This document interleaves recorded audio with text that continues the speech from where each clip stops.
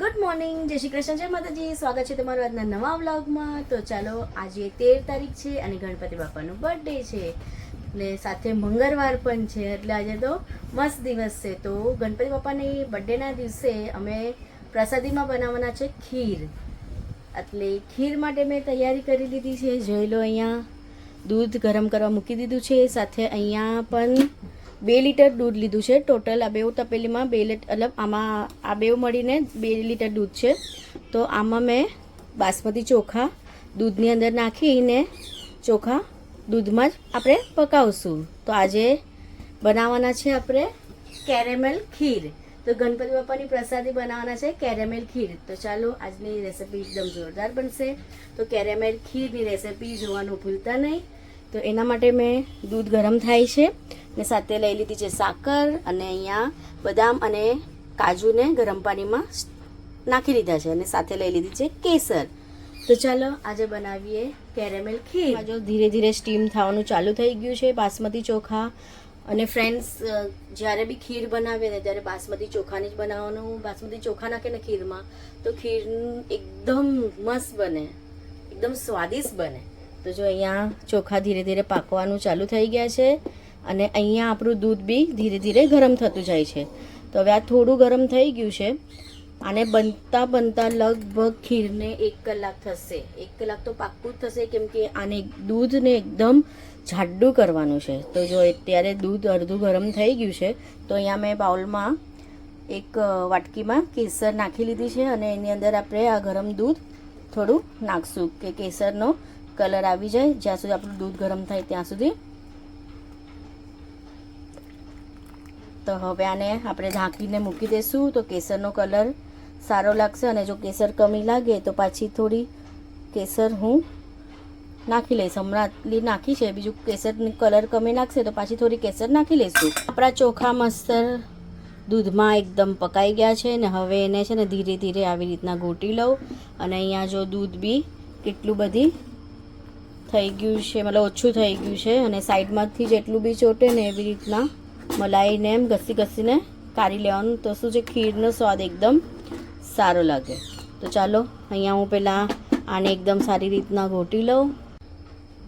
દૂધની અંદર મેં બાસમતી ચોખા નાખી લીધા છે, અને સારી રીતના હવે આને ઘણું પકાવવાનું છે. હજુ તો જ્યાં સુધી હજી જાડી નથી થઈ ફ્રેન્ડ્સ, જ્યાં સુધી થીક નહીં થાય ત્યાં સુધી આપણે દૂધને પકાવતા રહેવાનું છે. અને સાઈડમાંથી જેટલી બી મલાઈ બને એવી આવી રીતના કાઢતા રહેવાનું, જેથી કરીને ખીરનો ટેસ્ટ એકદમ મસ્ત લાગે, સ્વાદિષ્ટ લાગે. અને અહીંયા બદામ મેં છોલી લીધી છે. સાથે હવે એને બારીક બારીક પીસમાં કટ કરી લઉં, કાજુ અને બદામને. અને હવે થોડી સાકર આની અંદર નાખી લઉં. હમણાં થોડી જ નાખીશ. જેટલું મીઠું ખાવું હોય એટલું આપણા પ્રમાણે સાકર નાખવાની. તો મેં હવે સાકર નાખી લીધી છે, અને એટલી સાકર, થોડી સાકર હજી થોડી નાખીશ, અને થોડી સાકરનું કેરેમલ બનાવું. તો ચાલો ફ્રેન્ડ્સ, ખીરને બનતા બનતા લગભગ 35 મિનિટ્સ જેટલું થઈ ગયું છે. તો હવે જોઈ લો કેટલી જાડી થઈ ગઈ છે. જોઈ લો, હજુ આને પકાવવાનું છે, મતલબ 75% જેટલું તો થઈ ગયું છે. હજી સુધી 25% જેટલું આપણે ખીરને પકાવશું. તો અને આનાથી મોટો વાસણ છે ને મારી પાસે ઘરમાં એક પણ નથી, એટલે બહુ તકલીફ પડે. આવું કંઈ વધારે કંઈ બનાવવું હોય ને તો બહુ છે. એ પણ બધું છે ને ફ્રેન્ડ્સ કે માળિયા પર છે. હવે હું હમણાં એકલી જ છું, તો માળિયા પરથી કાઢવાનું મને બહુ કંટાળ આવે. પતિદેવ હોય તો એ મને કાઢ્યા પર. તો ચાલો, વાંધો નહીં, નાનામાં પણ, નાના ટોપમાં પણ આપણે એડજસ્ટ કરી લીધું. તો જોઈ લો, આપણી ખીર બનીને રેડી છે. તો હવે આની અંદર આપણે આ કેસરવાળું દૂધ નાખી લઈશું. તો કેસરવાળું દૂધ નાખીને હવે સારી રીતના મિક્સ કરીએ. અને જો કલર ચેન્જ થતો જાય છે. આમાં હજુ થોડું મિક્સ કરી લઈશું. કેસર એમ જ છે આપણી પાસે હજી અંદર વાટકામાં.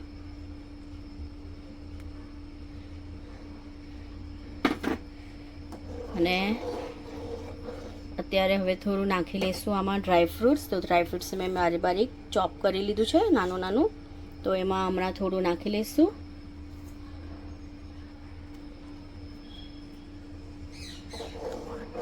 મિક્સ કરી લઈએ ફટાફટ સારી રીતના. તો જો સારી રીતના હવે મિક્સ થઈ ગયું છે.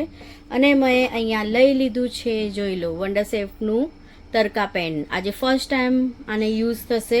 આમાં આપણે બનાવવાનું છે કેરેમેલ. તડકા પેનની અંદર મેં જો થોડું પાણી લઈ લીધું છે અને એમાં આપણે હવે નાખવાનું છે થોડું ઘી. બસ એટલું જ ઘી નાખશું.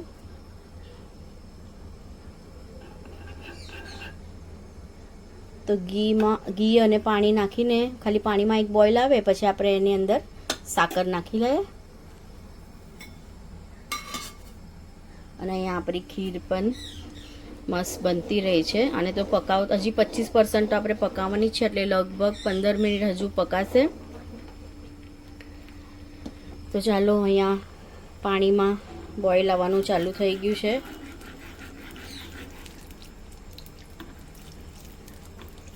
અને આના માટે આપણે સિલિકોનનું ચમચી લઈ લઈશું.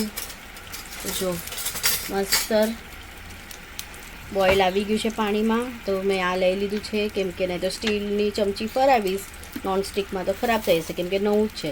અને એની અંદર આપણે નાખી લઈશું સાકર. સાકર હમણાં ઓછી નાખીશ, કેમ કે દૂધની અંદર પણ મેં નાખેલી છે.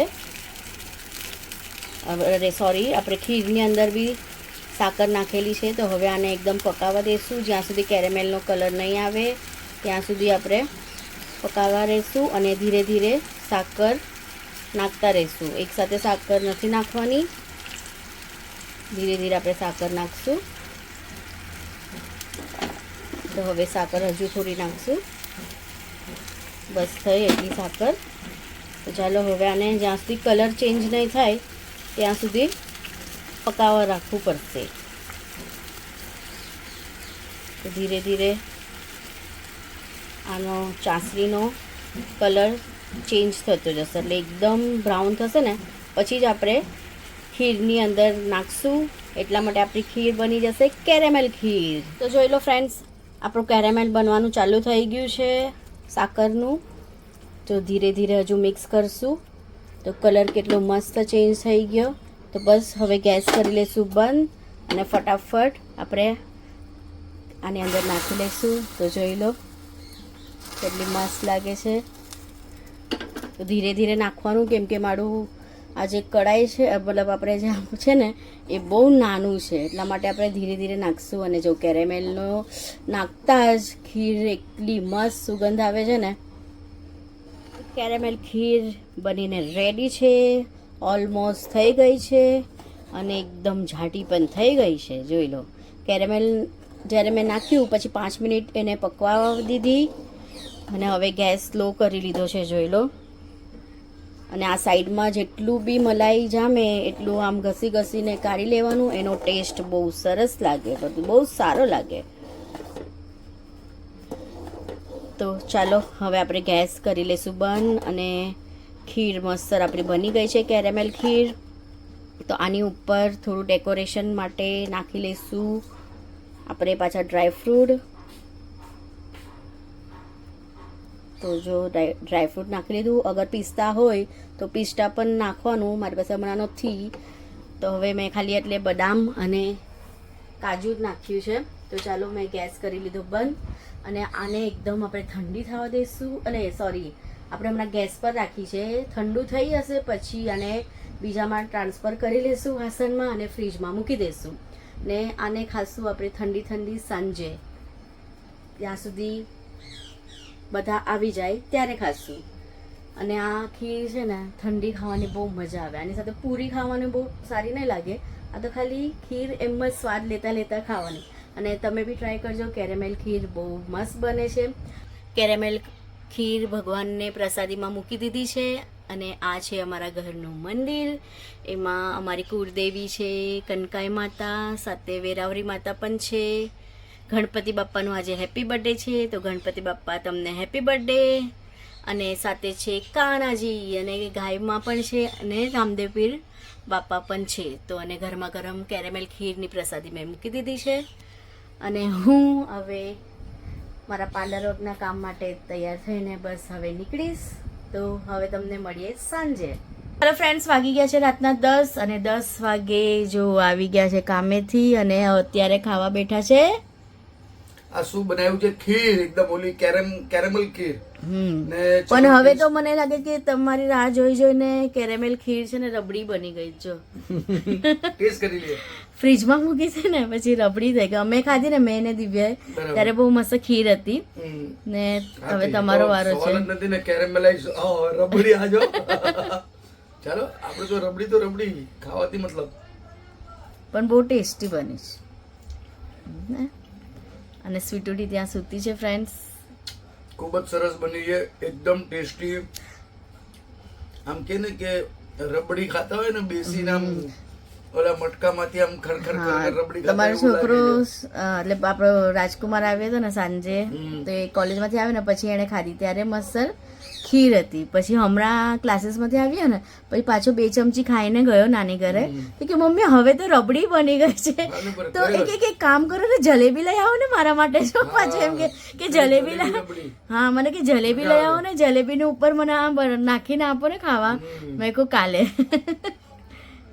તો ચાલો, મારું જે આઉટનું બહારનું વર્ક હતું ઓલમોસ્ટ આજે અમે કમ્પ્લીટ કરીને આવી ગયા છે. હવે લગભગ કાલથી હું તમને ઘરમાં મળીશ, વિડીયોમાં મળીશ. તો ચાલો ફ્રેન્ડ્સ, કાલે તો અમને જવાનું છે બહાર. મતલબ મારે જવાનું છે સવારમાં કામે લોર પરેલ.